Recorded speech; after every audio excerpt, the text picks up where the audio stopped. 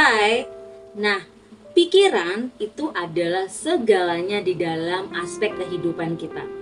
Ketika kita tahu bahwa pikiranlah yang mengatur segala kehidupan kita, segala perasaan dan perilaku kita, kita dapat membuat kesuksesan kita melalui pengaturan pikiran kita.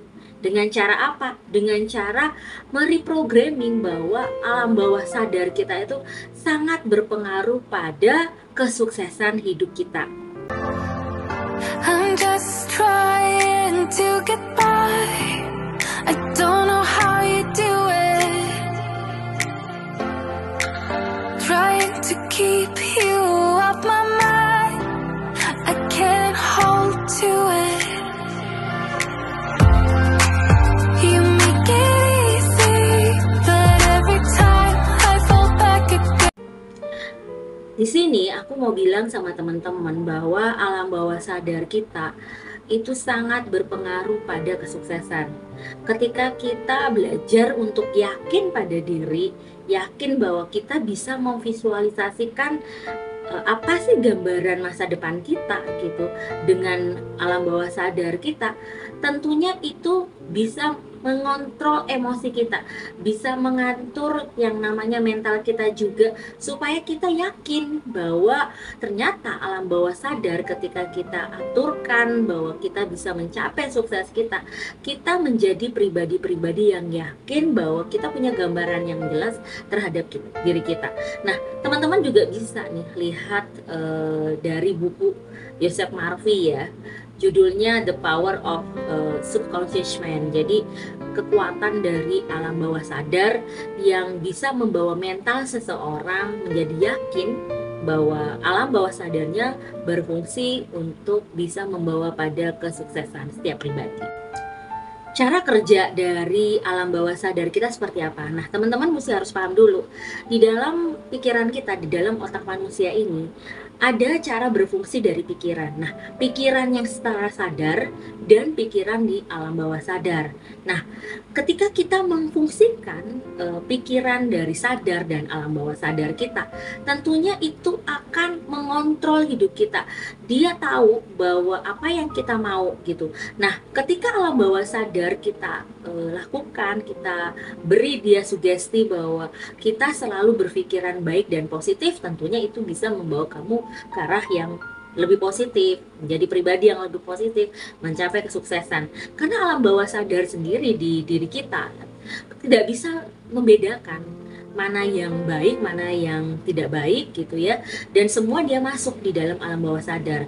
Sama seperti halnya di gunung es ya gitu ya. Jadi pikiran sadar tuh hanya terlihat di permukaan, kayak kita sekarang lagi ngobrol, lagi sharing di YouTube gitu. Secara sadar kita live kan ya, kita bicara sekarang. Tetapi alam bawah sadar kita tuh menyimpan banyak memori, entah itu kebiasaan kita dari lahir, dalam perut ibu, lingkungan, kemudian culture, budaya, itu sangat mempengaruhi karakter kita dan belief atau kepercayaan yang kita simpan di dalam hidup kita, sehingga masing-masing orang bisa dibedakan. Ada yang dia sangat-sangat sukses mencapai apa yang dia mau, dan ada banyak orang juga yang gagal melalui proses itu karena beliefnya atau alam bawah sadarnya yang berfungsi menjadi mentalnya dia takut gitu loh, membawa mentalnya dia penuh dengan ketakutan, kecemasan, gak pede,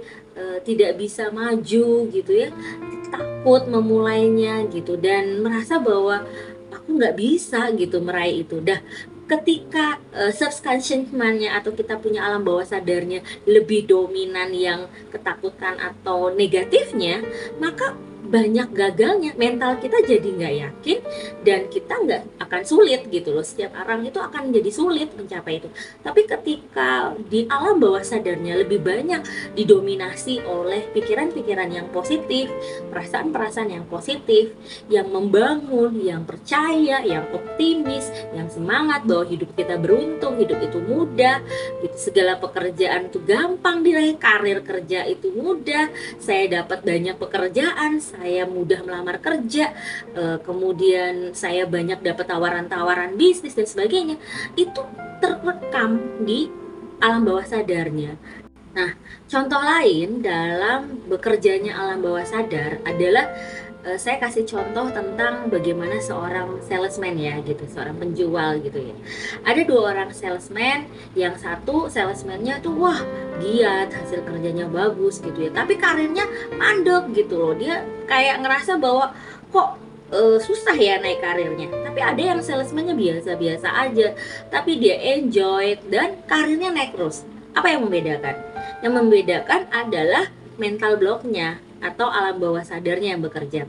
Jadi ternyata setelah digali dari si sales A dan sales B ini, ternyata si sales A itu satu ada rasa nggak suka terhadap pimpinan, nggak ada rasa suka terhadap pekerjaan, ada rasa iri gitu ya. Nah, hal-hal yang negatif, yang terlalu dominan terhadap diri, akhirnya menghambat karirnya dia di dalam dunia kerja. Sehingga ketika alam bawah sadarnya menyimpan itu, apapun yang dia jalankan untuk naik ke meniti karir yang lebih baik gitu ya, selalu terganjal.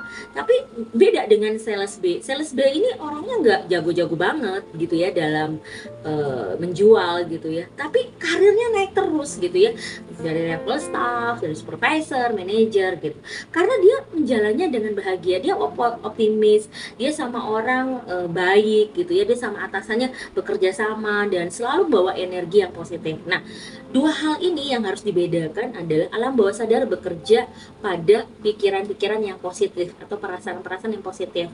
Sedangkan kalau yang dalam negatif, dia akan cenderung membawa perilaku kita jadi ke negatif. Nah, kita memilih hidup kita mau bahagia atau mau seperti apa. Nah, hidup kita ini kreatornya kita. Kalau kita yang pilih untuk kita bahagia, ya kita jalanilah dengan alam bawah sadar, mendominasilah pikiran-pikiran yang bahagia, perasaan-perasaan yang bahagia. Tapi kalau kita selalu mengeluh, selalu merasa curiga, selalu merasa tertekan, kecewa, itu yang akan berimpact pada kehidupan kita.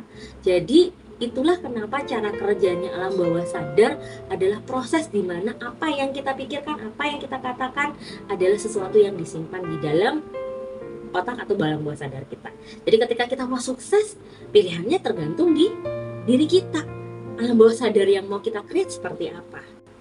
Jadi, ketika kita tahu nih ternyata alam bawah sadar sangat berperan dalam kesuksesan kita, artinya kita memilih bagaimana kita merasa bahagia terhadap apa dalam kehidupan kita. Karena dengan kita menjalani bahagia, akhirnya pikiran kita, perasaan kita jadi lebih positif. Nah, ketika kita punya pikiran dan perasaan positif, ya itu akan membawa kita impactnya pada perilaku. Nah, kalau perilaku kita jadi positif, kita akan mudah mencapai apa yang kita mau dalam hidup dan kebahagiaan akan datang sama kita. Jadi kita harus tahu bahwa pilihlah kebahagiaan, pilihlah hal-hal positif, maka segala hal yang terekam di alam bawah sadar kamu akan membawa kamu pada kebahagiaan yang kamu cari. Tapi kalau kamu merekamnya atau kamu memvisualisasikannya membawa hal-hal yang negatif di dalam diri, so masa depanmu yang terjadi seperti apa yang kamu buat sekarang. Kata-kata adalah doa, kemudian pikiran adalah doa. Jadi setiap kata-kata yang baik dan perkataan yang baik itu merespon hal-hal positif, mempengaruhi perilaku, mempengaruhi perasaan kita, dan tentunya membentuk kita, membawa pada jalan kesuksesan kita. Semoga berguna dan jangan lupa untuk like, subscribe channel ini sehingga dapat memberikan manfaat bagi kita semua.